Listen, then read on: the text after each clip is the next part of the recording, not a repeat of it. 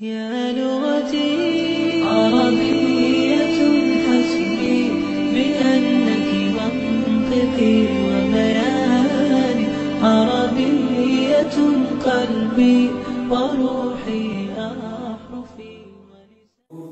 கணவன் மனைவியிடத்திலே என்ன எதிர்பார்க்கிறார்?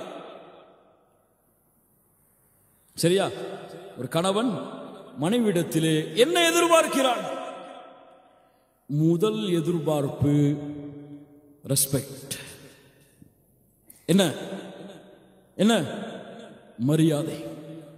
இந்த மரியாதை குறைவதை எந்த ஆணா இருந்தாலும் ஏற்றுக்கொள்ள மாட்டான். அப்படித்தானே? எல்லாம் ஏற்றுக்கொள்றீங்களா இல்லையா? கையை உயர்த்துங்க ஆஜரானவங்க. ஒரு சின்ன மரியாதை குறைஞ்சாலும் ஏத்துக்கவே மாட்டாங்க. அப்போ நீங்க மரியாதையை கொடுத்தா என்ன வேணும்? என்ன கிடைக்கும் உங்களுக்கு? நீங்கள் மரியாதையை கொடுத்தால் அதற்கு பதிலாக அன்பு உங்களுக்கு கிடைக்கும். மரியாதையை கொடுக்கல, வெறுப்பை தவிர எதுவும் கிடைக்காது. கிவ் இட் அப் பாலிசி என்ன? நீங்கள் மரியாதை கொடுத்தால் அன்பு உங்களுக்கு அதற்கு பரிகாரமாக, அதற்கு மாற்றமாக கிடைக்கும். எதுல மரியாதை கொடுக்கணும்? முதல்ல கணவன் ஒரு டெசிஷன், ஒரு முடிவை எடுத்தால் அதை மதியுங்கள், அதை மதியுங்கள். கணவனுடைய அந்த முடிவை குறை சொன்னால் கணவன் ஏற்றுக்கொள்ள மாட்டான். ஆண்களுக்கு இயற்கையா அந்த ஈகோ இருக்கு. ஈகோ, இவ என்ன சொல்றது நான் கேட்கிறேன்.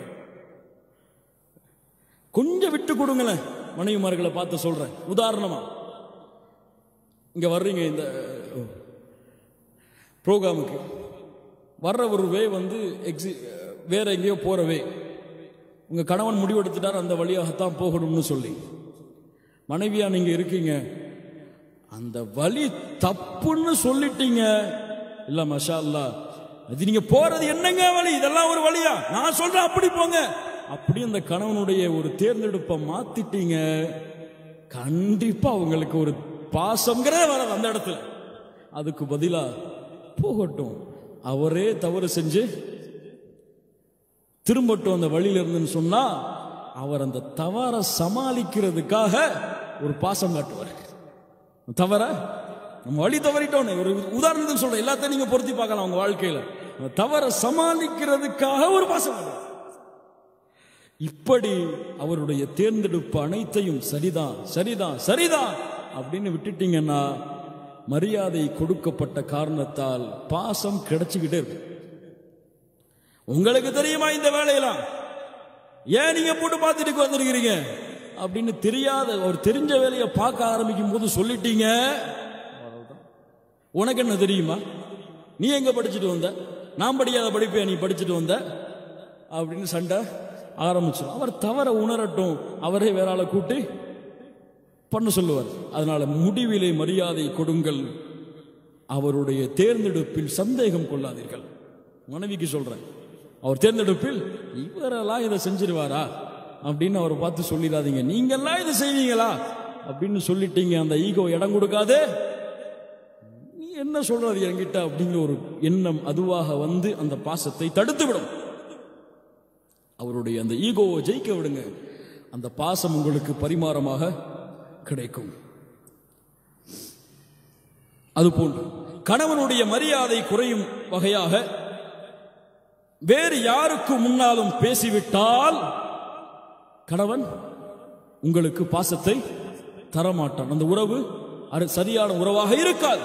கணவனின் மரியாதையை எல்லா இடத்திலும் நிரூபியுங்கள். ஒரு சின்ன வேலை செஞ்சிருப்பார், அதை புகழுங்க. நேத்து எங்க வீட்டுக்காரரு எனக்கு பாத்திரம் கழுவி கொடுத்தாருமா அப்படின்னு சொல்லுங்க. அடுத்த நாள் அவராவே பாத்திரம் கழுவி கொடுப்பார். அவருக்கு துவைக்க கூட தெரியாது அப்படின்னு சொல்லிட்டீங்கன்னா துணி பக்கமே போக மாட்டார். அது மாதிரி அவருடைய மரியாதையை, கண்ணியத்தை எல்லா இடத்திலும் விட்டு கொடுங்கள். இது கணவனுக்கு. அந்த சைடு லைட்டா தொட்டுட்டு முடிச்சிருவோம். உங்களிடத்தில் இருந்த அந்த மனைவிமார்கள் என்ன எதிர்பார்க்கிறார்கள் தெரியுமா? நீங்கள் அவர்களுக்கு எப்போதும் பாசத்தையே காட்ட வேண்டும் என்று விரும்புவார்கள்.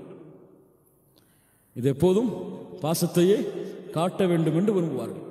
நீங்க உங்களை பார்த்து கணவரே நான் உங்களை நேசிக்கிறேன்னு சொல்றதை விரும்பவே மாட்டீங்க. ஆனால் மனைவி 5 நிமிஷத்துக்கு ஒருக்கா அதை எதிர்பார்த்துக்கிட்டே இருப்பாங்க. அவங்க அழகா இருக்கணும் நீங்க சொல்லிக்கிட்டே இருக்கணும். அவங்க அழகா இருக்கணும் சொல்லிக்கிட்டே இருக்கணும். உண்மையை நம்ம எதிர்பார்க்க மாட்டோம், அதை ஆண்கள் எதிர்பார்க்க மாட்டாங்க. ஆனா பெண்கள் சொல்ல வேண்டும் என்பதை எதிர்பார்ப்பாங்க. சொல்லிக்கிட்டே இருங்க. வீட்டுக்கு போறீங்களா அல்லது தூரமா போறீங்களா, ஒரு மெசேஜ் அனுப்புங்க ஐ லவ் யூன்னு சொல்லி. என்ன இருக்கு மனைவிக்கு ஐ லவ் யூ சொல்றது வெக்கமா, ஹராமா, ஹலால்? திடீர்னு இப்ப அனுப்புனீங்கன்னா சந்தேகப்படுவாங்க, யாருக்கோ அனுப்புறத நமக்கு அனுப்பிட்டாங்களோ.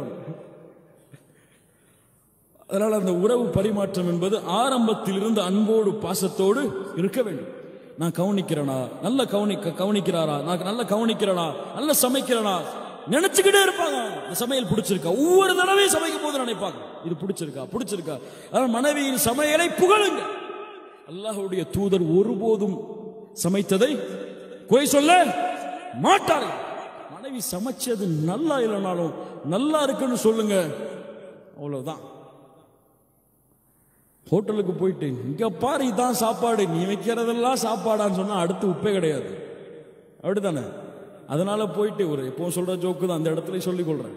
அதனால போயிட்டு அலிம்சாவுடைய பயானை கேட்டு போய் மனைவியை புகழ சொல்லிட்டாங்க அப்படின்னு சொல்லிட்டு ஒரு ஆள் போய் அன்னைக்கு பார்த்து நிறைய சமையல் இருந்துச்சு. சரி ஓகே, மனைவி சாப்பிட்டு என்ன அழகா இருக்கு, என்ன டேஸ்டா இருக்கு அப்படின்னு சொல்லிக்கிட்டே இருந்தார். திடீர்னு பார்த்தா மனைவியுடைய முகம் மாறி போச்சு. என்னடா ஆலிம்சா தப்பா சொல்லி கொடுத்துட்டாரோ, புகழத்தான சொன்னார், நானும் புகழத்தான செய்யற, முகம் மாறுத, என்னம்மா கோபப்படுற, புகழத்தான செய்யற, இவ்வளவு நாள் நான் சமைச்ச எதுவுமே சொல்லல, பக்கத்து வீட்டுல இருந்து வாங்கிட்டு வந்தா இன்னைக்கு பார்த்து நீங்க சொல்றீங்களே அப்படின்னு சொல்றதுக்கு முன்னாடி கன்ஃபார்ம் பண்ணிக்கணும், நீ சமைச்சதாமா அப்படின்னு கேட்டுக்கொள்ளுங்க. அல்லாஹ் ரப்பல் ஆலமீன் நம்முடைய வாழ்க்கையில் எல்லா சந்தோஷத்தை மகிழ்ச்சியை மட்டுமல்ல மீதமாக்குவானாக. அதனால் வார்த்தை என்பது மிக முக்கியமானது. அல்லாஹ்வுடைய தூதர் ஸல்லல்லாஹு அலைஹி வஸல்லம் இடத்துல 5 நிமிஷத்துல முடிச்சிடலாம். அவங்கள்ட்ட ஆயிஷா ரலியல்லாஹு அன்ஹா கேட்பாங்க, என்ன எவ்வளவு லவ் பண்றீங்க அல்லாஹ்வுடைய தூதரே, என்ன வார்த்தை பாருங்க. ஒரு மனைவி அல்லாஹ்வுடைய தூதரிடத்தில் என்ன எவ்வளவு லவ் பண்றீங்க, அல்லாஹ்வுடைய தூதர் ஸல்லல்லாஹு அலைஹி வஸல்லம் சொல்லுவாங்க, அறுபடாத கயிறு எப்படி இறுகி இருக்கிறதோ அது போன்று உன் மீது எனக்கு காதல் இருக்கிறது. எப்பெல்லாம் சின்ன மனசங்கடம் வருதோ அப்பெல்லாம் கேட்பாங்க, கயிறு எப்படி இருக்கு அல்லாஹ்வுடைய தூதரேன்னு. அல்லாஹ்வுடைய தூதர் ஸல்லல்லாஹு அலைஹி வஸல்லம் சொல்லுவார்கள், அறுபடாமல் தான் எப்போதும் இருக்கும் என்று. சுப்ஹானல்லாஹி ரப்பில் ஆலமீன். அல்லாஹ்வுடைய தூதருடைய அந்த வாழ்க்கையை பாருங்கள். எல்லாத்திலையும் ஒரு விட்டு கொடுப்ப மனைவி எதிர்பார்ப்பாங்க. அந்த விட்டு கொடுப்பு இருந்தாதான் இருவருடைய வாழ்க்கையும் சிறப்பாக மாறுங்கிறதை எதிர்பார்ப்பாங்க. விட்டு கொடுக்கல, ரெண்டு புறமே அப்படின்னு இருந்துச்சுன்னா என்ன ஆகும்? ஒரு உதாரணம் சொல்ற, ஒரு கணவன் மனைவி சண்டை, பேசவே இல்லை. கணவனை எழுப்பி விடுறது யாரு? மனைவி தான். எழுப்பி விடல 3 நாள் போச்சு. ஆபீஸ் போற டைம் எல்லாம் தினமும் போய் மேனேஜர் திட்டு வாங்குறது. சரி விட்டு கொடுப்போமே, நான் பேச வேணாம், எழுதி வச்சிருவோம் டேபிள்னு சொல்லிட்டு எழுதி வச்சாரு. நாளை காலை 5 மணிக்கு என்னை தயவு செய்து எழுப்பி விடவும் சொல்லி டேபிள் வச்சார். மறுநாள் எழுப்பி விட்டுருவாங்க நம்பிக்கையில படுத்தாரு. எழுப்பியே விடலை. திருந்தவே மாட்டாயவா அப்படின்னு சொல்லிட்டு குளிச்சுட்டு வந்து டேபிளை பார்த்தா 6 மணி ஆகிவிட்டது அப்படின்னு எழுதப்பட்டிருந்துச்சு. அப்ப 2 சைடுமே விட்டு கொடுக்கலாம். இந்த 2 தரப்பிலே ஒரு தரப்பு விட்டு கொடுத்தால் பாசம் என்பது அந்த தரப்பிற்கு அதிகமாகும். அதனால் இந்த அன்பையும் பாசத்தையும் பரிமாறிக்கொண்டால் அல்லாஹ் ரப்புல் ஆலமீன் இந்த வாழ்க்கையை மகிழ்ச்சியான வாழ்க்கை, என்ஜாய் யுவர் லைஃப், இந்த வாழ்க்கை மகிழ்ச்சியாக வாழ வேண்டிய வாழ்க்கை. கவலை இருந்தாலும் உங்களுடைய மனைவியின் முகம் அந்த கவலையை போக்கும். அல்லாஹ் அந்த மருந்தை உங்கள் மனைவி இடத்தில் வைத்திருக்கிறான். அதை நீங்கள் கொடுத்தால் உங்களுக்கு திருப்பி கிடைக்கும், நீங்க கொடுத்தீங்கன்னா உங்களுக்கு திருப்பி கிடைக்கும். ஒரே ஒரு ஹதீஸை மட்டும் மனசுல வச்சுக்கொள்ளுங்க. அல்லாஹ்வுடைய தூதர் ஸல்லல்லாஹு அலைஹி வஸல்லம் சொன்னார்கள், ஷைத்தான் தன்னுடைய அரிசை கடலிலே போடுகிறான், எல்லோரையும் அழைக்கிறான், படைகள் எல்லாம் வருகிறது. என்ன செய்தாய்? அதை செய்ய வைத்தேன் போ, அதை செய்ய வைத்தேன் போ. என்ன செய்தாய்? 2 கணவன் மனைவி நன்றாகத்தான் பேசிக் கொண்டிருந்தார்கள். நுழைந்தேன், அவர் குடும்பத்தை பற்றி பேச ஆரம்பித்தார். மனைவிடத்திலே சொன்னேன், அவ அவர் மட்டும்தான் குடும்பத்தை பத்தி பேசுவாரா, நீயும் பேச அவர் குடும்பத்தை பத்தின்னு சொல்லி அவரும் பேச ஆரம்பிச்சாரு. அவர் மட்டும்தான் சத்தம் போடுவாரா, நீயும் சத்தம் போடுன்னு சொன்ன. சத்தம் அதிகமாச்சு. 2 பேரும் பிரிஞ்சு அவங்க உங்க வீட்டுக்கு போயிட்டாங்க. நான் சந்தோஷமா திருப்பி வந்துட்டேன். வாடா வாடா வாடா, நீ தான் இன்னைக்கு செஞ்ச வேலையிலேயே பக்கா வேலை செஞ்சிருக்க அப்படின்னு சொல்லி ஷைத்தான் மகிழ்ச்சி அடைவான். கணவன் மனைவியுடைய பிரிவில் மகிழ்ச்சி அடையவன் ஷைத்தான். இருவரும் அன்பையும் பாசத்தையும் வெளிக்காட்டுவதை பொருந்திக் கொள்பவன் அல்லாஹ். இந்த வாழ்க்கையை செழிப்பாக்குவதா அல்லது ஷைத்தானை மகிழ்ச்சியாக்குவதா என்று இருவருடைய மனதும் முடிவெடுக்கக்கூடிய வாழ்க்கைதான் அல்லாஹ் ரப்புல் ஆலமீன் இருவரிடத்திலும் இந்த அன்பையும் பாசத்தையும் பரிமாறக்கூடிய சக்தியை அல்லாஹ் கொடுத்திருக்கிறான். யார் மனைவியிடத்தில் சிறந்தவர்களோ அவர்கள்தான் உங்களில் சிறந்தவர்கள். மனைவியுடைய கணவனுடைய பொருத்தத்தோடு மரணித்தவர்கள் தான் சொர்க்கத்தின் பெண்மணிகள். 2 தரமும் 2 தரப்பும் உண்மையான கணவன் மனைவியுடைய வாழ்க்கையை வாழ்ந்தால் அதைவிட இந்த உலகத்தில் என்ன சந்தோஷம் இருக்கிறது? இந்த உலகமெல்லாம் இன்பம்தான். அதில் சிறந்த இன்பம் அல் மர்அத்து ஸாலிஹா, சாலிஹான பெண்கள்.